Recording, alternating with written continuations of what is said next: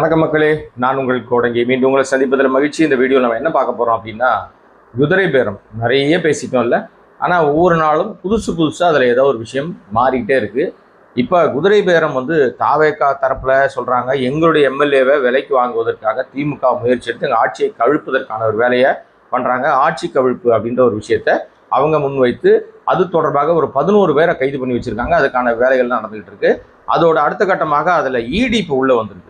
அது ஒரு ஏன் இடி உள்ளே வந்திருக்குன்றத குறித்தும், அது இல்லாமல் குதிரை பேரம் என்கிற அந்த அதிமுகவிலிருந்து எம்எல்ஏக்களை ராஜினாமா பண்ண வச்சு தாவேகா பக்கம் தாவுகிற அந்த விஷயத்தில் 7 எம்எல்ஏக்கள் இப்போ 6 எம்எல்ஏ ஓடி போயிருக்காங்க இல்லையா. இவர்களுடைய அந்த பிரச்சனை இப்போ பெரிதாக பேசப்பட்டு கவர்னர்கிட்ட புகாராக போய் எல்லா கட்சியும் கவர்னர் புகார், இப்போ பிஜேபி, அதிமுக, திமுக ஏன்னா கட்சி பேதமின்றி கொடுத்தது. இப்போ நேற்றைக்கு புதிய தமிழகம் கட்சியினுடைய தலைவர் கிருஷ்ணசாமியும் போய் குதிரை பேரம் குறித்ததாக ஒரு புகாரை ஆளுங்கட்சி ஆளுநர்கிட்ட அருளேக்கர்கிட்ட கொடுத்துருக்காரு. இதெல்லாம் சேர்ந்து தாவேகாவுக்கு பெரிய நெருக்கடியை உண்டாக்குகிற விதமாக பார்க்கப்படுது. அதில் குறிப்பாக 2 விதமான ஆப்ஷன் கவர்னர் முன்னாடி நிற்குது.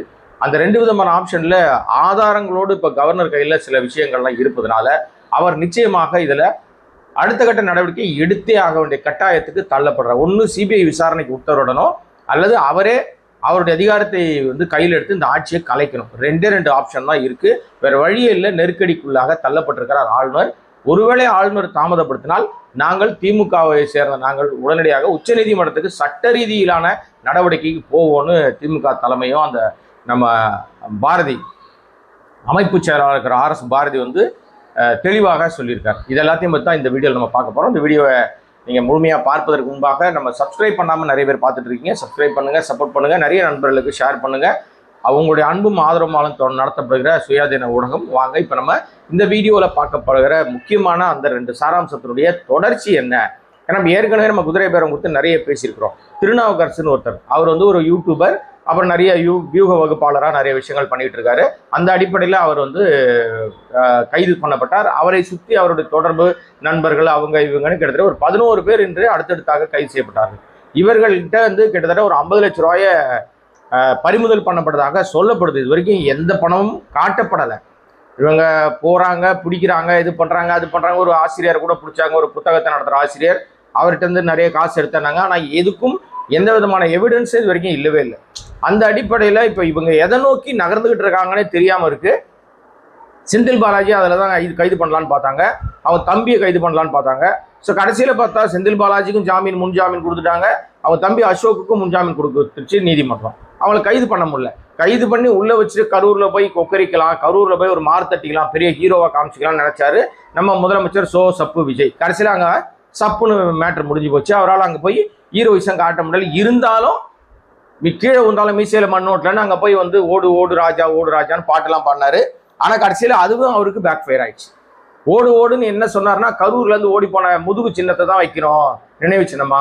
ஓடி போன ஆள் யாரு? நீங்கள் தானே முதல்ல ஓடி போனீங்க. அப்போ உங்ககிட்ட தான் அது எல்லாமே இருக்குது, நீங்கள் தான் அதுக்கு தகுதியான நபர்னு சொல்லி அவர் சொன்னதை அவருக்கே திருப்பி விட்டாங்க நெட்டிசன்கள்லாம். கடுமையான எதிர்வினை. இவர் அங்கே போய் என்னெல்லாம் குட்டி கதை சொல்கிறாரோ அது அவ்வளோ இவருக்கே திரும்புது. சட்டசபையில் அப்பாவை காணணும் குட்டி கதை சொன்னால் நீயே காணணும் உன் பிள்ளை தேடிட்டு இருக்கான், புருஷனை காணணும் பொண்டாட்டி தேடிட்டு இருக்கான்னு அப்படியே பிளேட்டை திருப்பி போட்டாங்க. இப்போ எல்லாமே இவருக்கு பேக் ஃபயர் ஆனவொன்னே என்ன பண்ணுறதுன்னு தெரியல. சரி, டிபிஎஸ்சி மூலமாக லஞ்ச ஒழிப்புத்துறை மூலமாக மாஜிக்களை பிடிச்சி உள்ளே போகலான்னு ஐடியா பண்ணால் அருண் சொதப்பிட்டார். பிளான் பண்ணபடி எந்த மாஜியும் பிடிக்க முடியல. வேலை பிடிச்சாலும் அவர்கிட்ட எந்த ஆதாரமும் கிடைக்கல. இப்போ என்ன பண்ணுறதுன்னு தெரியாமல் அவரையும் மாற்றி விட்டாங்க. இதுக்கு இடையில இப்போ ஆளுநர்கிட்ட போய் இந்த 2 முக்கியமான ஆதாரம் சிக்கி இருக்குல்ல. அது என்ன ஆதாரம் அப்படின்றது தான் இந்த வீடியோவில் நம்ம முழுமையாக ஒரு விஷயத்த தெளிவுபடுத்த போகிறோம். அதில் என்னன்னா, முதல் ஆதாரம்ன்றது ஒரு பிரபலமான பொலிட்டீஷியன், ரொம்ப எல்லாருக்கும் நாடறிஞ்சவர், எல்லா முக்கியமான அரசியல் கட்சிகள் அனைத்துக்குமே வைகோ பேரை கேட்டால் தெரியாமல் இருக்க வாய்ப்பே கிடையாது. ஏன்னா ரொம்ப வருஷமா அவர் பார்லிமெண்ட்டில் அவர் தன்னுடைய உரையை ஆற்றி இருக்கிறார். நிறைய வருஷம் அவர் வேலை பார்த்துருக்கார். திமுக சார்பில் தான் நிறைய முறை அவர் பார்லிமெண்ட்ல தேர்வாயிருக்கார். அப்படி இருக்கிற அவர் என்ன சொன்னார்னா, என்ன விஜய் என்கிட்ட முதலமைச்சர் விஜயே சொன்னார், உங்கள் கட்சி 2 எம்எல்ஏவை ராஜினாமா பண்ண சொல்லுங்க, இங்கே வந்துருங்க, நான் உங்களுக்காக நானே பிரச்சாரம் பண்ணுறேன் அப்படின்னு சொன்னார். எந்த முதலமைச்சர்பா இப்படி சொல்லுவார்? எவ்வளவு பண்பா பாசமா ஆசையா பேசினாருன்னு எங்கள் அப்பா குதிரைக்குள்ள இல்லைன்னு விஜயை போட்டு கொடுத்தவர் முதல்ல நம்ம வைகோ. ஆனால் பழமொழி சொல்லுவாங்க, எது கூட போய் சேராம எது போய் சேருதோ அது சேர்ந்தா அது உருப்படாமல் போயிடும்ன்ற மாதிரி வைகோவுக்கு ஒரு ராசி இருக்கு. வைகோ எங்கெல்லாம் போகிறாரோ அங்கெல்லாம் அந்த ராசி ஒர்க் அவுட் ஆகும். வைகோவுடைய ராசி இப்போ வந்து சோசப் விஜய் கிட்ட போய் நிற்கிது. என்ன நடக்க போகுதுன்னு தெரியல. அவர் அப்படி சொன்ன உடனே எல்லாரும் வந்து ஆதாரம் கிடைச்சிருச்சு. குதிரை பேரத்துக்கான ஸ்ட்ராங்கான ஆதாரம் இந்த பொலிட்டீஷியன் அவர் வாயாலே சொல்லிட்டாரு. அவங்க 2 பேருமே திமுக சின்னத்துல உதயசூரியன் சின்னத்துல ஜெயிச்சவங்க. அவர்களை என் கட்சியில வந்துரு, நீ ரிசைன் பண்ணிட்டு இங்க வந்துட சொல்லணும். அதுக்கு பேர் என்ன? இதுதான் குதிரை பேரம். இதுதான் குதிரை பேரத்துல வைகோ அவர்களுக்கு மிகப்பெரிய தொகை பேசப்பட்டுச்சு. அவருக்கு ஒரு பெரிய வந்து ஒரு சன்மானம் தருவதற்கு பேசியிருக்கிறாங்க. அந்த அடிப்படையில் அந்த 2 எம்எல்ஏக்களை ராஜினாமா பண்ண சொல்லி வைகோ வந்து ப்ரெஷர் போடுறாரு அப்படின்னு சொல்லி வெளியே வந்துருச்சு. வெளியே வந்தவுடனே அந்த 2 எம்எல்ஏக்கள் சொல்லிட்டாங்க, நாங்கெல்லாம் ராஜினாமா பண்ண முடியாது, இருக்கிற வரையும் நாங்கள் இதே சின்னத்திலே நின்று ஜெயிச்சிடறோம். நம்ம அதிமுக இல்லைன்ட்டார் ஒருத்தர் சொல்லிட்டார், இல்லை நான் ராஜினாமா பண்ணனா துரை வைகோ ராஜினாமா பண்ண சொல்லு, அவர் ராஜினாமா பண்ண நானும் பண்ணுறேன் அப்படின்ட்டார். பெரிய இடியாப்ப சிக்கலாக போச்சு, பெரிய நம்ம அசிங்கமாக போச்சு, குமார்ன்ற மாதிரி ஆகி போச்சு. என்ன பண்ணுறதுன்னு தெரியல. அந்த பேட்டி, அவர் ஊடகங்களுக்கு சொன்ன அந்த பேட்டி வந்து ரொம்ப ஸ்ட்ராங்கான ஆதாரமாக மாட்டிச்சு திமுகவுக்கு. ஏதாவது கிடைக்குமான்னு தேடிட்டு இருந்தாங்க. ஏன்னா அதிமுகவை சேர்ந்த எல்லாருமே குதிரை பேரத்தால் தான் தப்பிச்சு ஓடுறாங்கன்னு தெரிஞ்சா கூட அதிமுக தரப்புல எடப்பாடி தரப்புல ஸ்ட்ராங்கான ரீசன்ஸ் கொடுக்க மாட்டேங்கிறாங்க. அவங்க எடப்பாடி ரொம்ப மௌனமா இருக்காரு, போயிட்டே இருக்காங்க, தடுக்க முடியல அவரால். என்ன பண்றதுன்னு தெரியல இப்ப. ஸோ அது ஒரு பக்கம் தனி ட்ராக்ல போகும்போது திமுகவுக்கு வலுவான ஆதாரம். சும்மாவே ஆடுவாங்க, சலங்கை கிடைச்சிட்டா காலில் சலங்கை மாட்டினா அடிச்சு ஆட மாட்டாங்களா? இப்போ அதே மாதிரி தான் இவங்களுக்கு ஒரு முக்கியமான ஆதாரம் என்னன்னா வைகோவுடைய பேட்டி. இது மாட்டிச்சு, எல்லாம் வெளியில வந்து சிக்கலாயிருச்சு அப்படின்னு சொன்ன உடனே வைகோ மறுநாளே மாத்திட்டார். அப்படியே பெல்ட்டி அடிச்சார். நான் தான் எங்க எம்எல்ஏ கிட்ட சொன்னேன் மாற சொல்லி, நாம ராஜினாமா பண்ணிட்டு அவர்கிட்ட போய் நம்ம அவர் கட்சியில இணைந்து நம்ம வந்து நிக்கலாம், அவரை போய் பிரச்சாரத்தை கூப்பிடலான்னு நான் தான் சொன்னேன்னு அப்படியே பெல்ட்டி அடிச்சார். ஒரு பெரிய மனுஷனுக்கு அழகே இல்லை. எப்பவுமே கொண்ட கொள்கையில உறுதியா இருக்கணுங்க. என்ன பேசுறோமோ அதுல ஆமா நான் தான் பேசினேன் அப்படின்னு சொல்றதுல என்ன தைரியம், என்ன தயக்க வேண்டி கிடக்க அவருக்கு? தைரியம் இல்லாத தலைவரா இருக்காரு, இவ்வளவு வயசாயிருக்கு, அறிவில்லை அவருக்கு, அப்படித்தானே சொல்லுவாங்க வெளியில. நான் சொல்லலைங்க, வெளியில அப்படிதான் சொல்லுவாங்க. அப்ப என்ன அர்த்தம்? வைகோ ஒரு பொய்யர், வைகோ வந்து உண்மை இல்லாதவர், வைகோ ஏமாற்று பேர் வழி, சொன்ன பேச்சை அவரே மாத்திடுவாரு, நேற்று ஒன்று சொல்லுவாரு இன்னைக்கு ஒன்று பேசுவாரு, அப்படி ஒரு பேச்சு ஆகி போச்சா? நல்ல மனுஷன் நியாயமான மனுஷன் ஊர்ல பேசிக்கிட்டு இருந்த 4 பேர் 4 விதமா பேசுவாங்க. ஏன்னா 3 பேர் வேற விதமா பேசியிருக்காங்க, ஒரு ஆள் மாத்தி பேசிட்டார். அப்ப என்ன ஆச்சு? வைகோ ஒரு பொய்யர்னு ஆயிடுச்சு.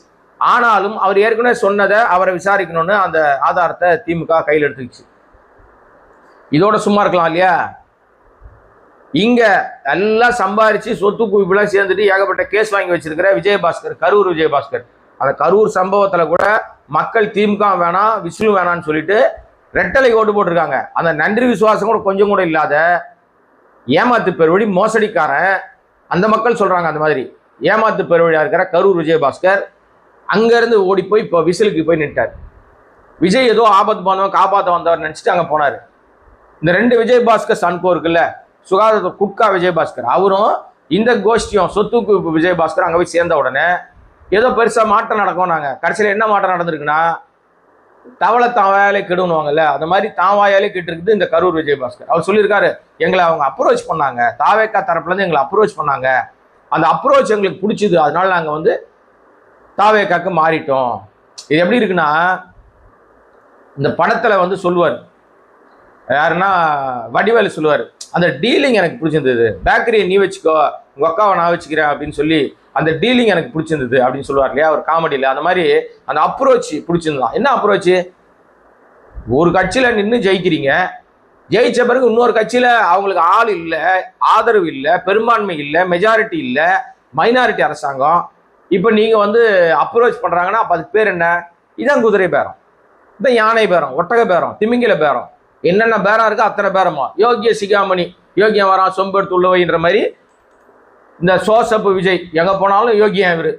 ஆனா செய்யறது பூரா அயோக்கியத்தனம். அடுத்த எம்எல்ஏ வேலைக்கு வாங்குறதுக்கு என்ன பேர்? இதுக்கு பேர் என்ன?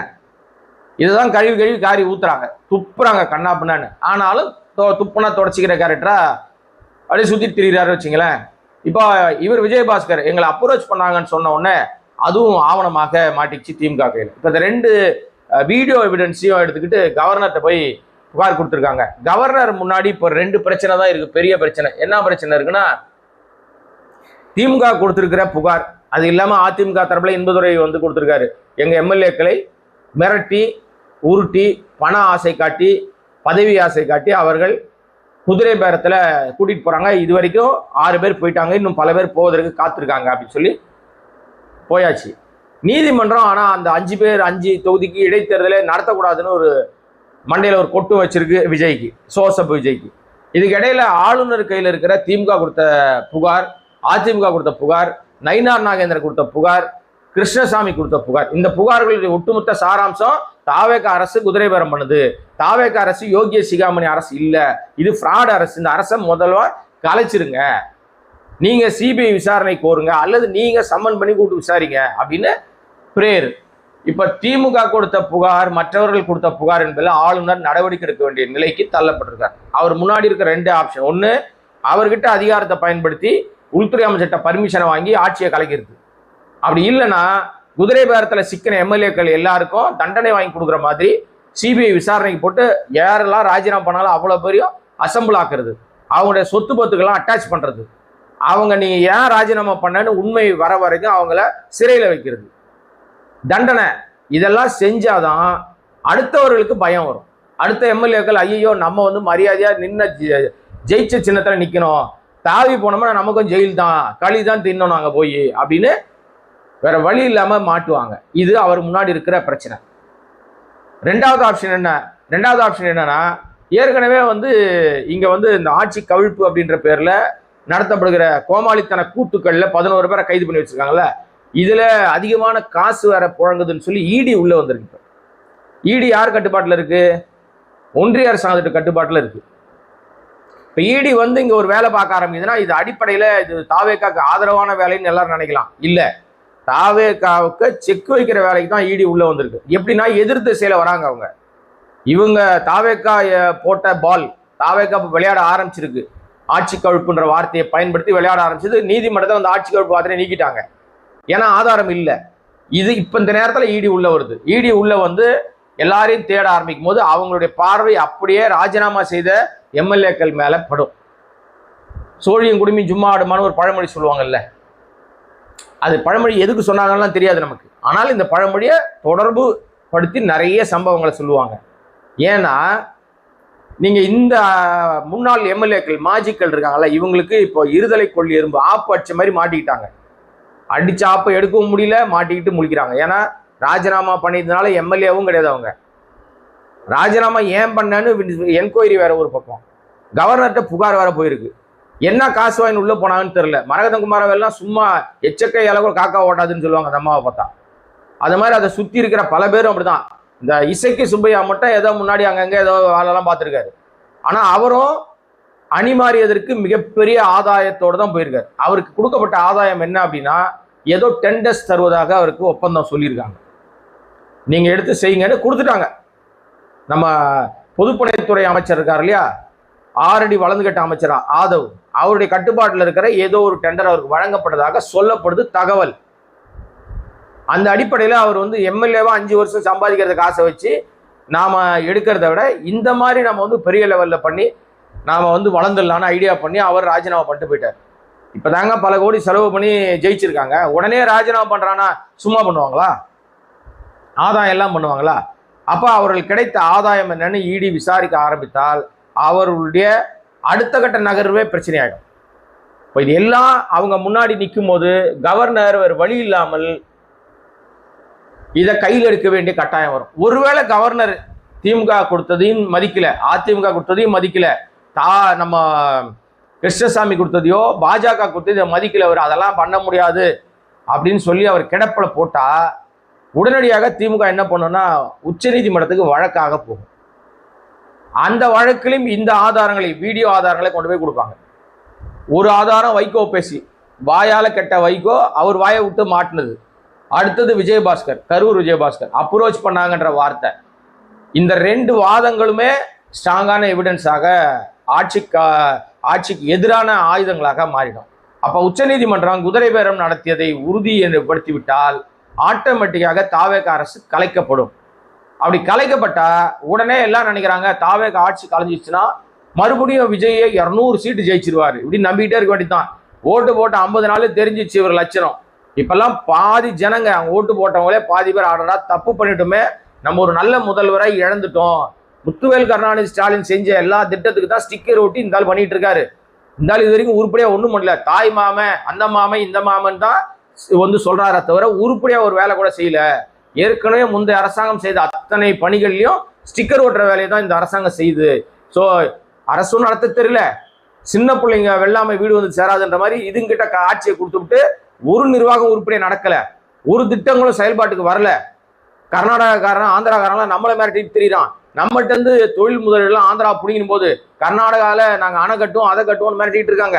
எதுக்குமே பதில் சொல்லாம பயந்தாங்கொல்லியா இருக்காரு. 6 மணிக்கு மேல வீட்டை விட்டே வரமாட்டாரு, வீராவாசமா பேசுறாரு. 6 மணிக்கு மேல எங்க இருக்காருன்னு தெரிய மாட்டேங்குது. பெரிய சிக்கலா இருக்குன்னு சொல்லி சோசப்பு விஜய் குறித்து நிறைய விஷயங்களை மக்கள் பேச ஆரம்பிச்சிட்டாங்க. அந்த கட்சியை சேர்ந்தவனே ரீல்ஸ் போட ஆரம்பிச்சிட்டாங்க. அவர்கள் போட்ட அந்த ரீல்ஸே எதிர்வினையா மாறுது.